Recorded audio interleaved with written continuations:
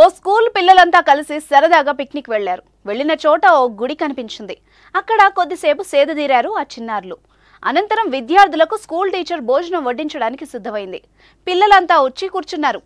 మంచి ఆకలితో ఉన్న పిల్లలు ఓ పట్టుపట్టేందుకు సిద్ధమయ్యారు. అక్కడే అసలు కథ మొదలైంది. అక్కడున్న కొంతమంది పిల్లల్ని అడ్డుకున్నారు.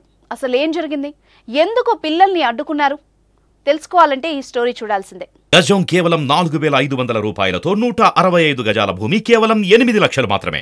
అసలు జరిగిన విషయం ఏంటంటే, ప్రపంచ వ్యాప్తంగా ఉన్న హిందువులు అంతా కూడా సనాతన ధర్మాన్ని కాపాడుకునేందుకు పాకులాడుతుంటే, అందుకు భిన్నంగా నిత్యం అనేక సంఘటనలు మన కళ్ల ముందు కనిపిస్తూనే ఉన్నాయి. గుడి అంటే ప్రత్యేక విశ్వాసాలకు సంబంధించిన విషయం.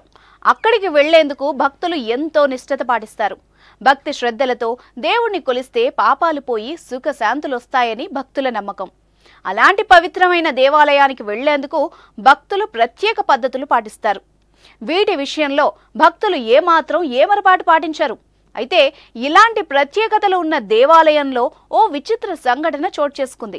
రామప్ప దేవాలయానికి క్రిస్టియన్ మిషనరీ స్కూల్కు చెందిన పిల్లల్ని స్కూల్ యాజమాన్యం పిక్నిక్ తీసుకెళ్లారు. గుడి సమీపంలో పిల్లలు కాసేపు ఆడుకున్నారు.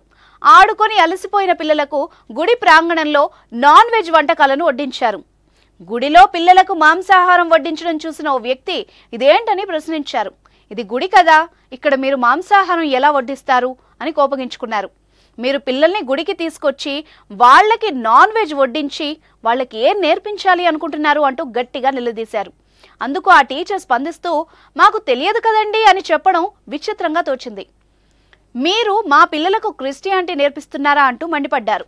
గుడికొచ్చిన మిగతా భక్తులు సైతం అతని వ్యాఖ్యల్ని సమర్థిస్తూ స్కూలు యాజమాన్యం తీరును తప్పుపట్టారు.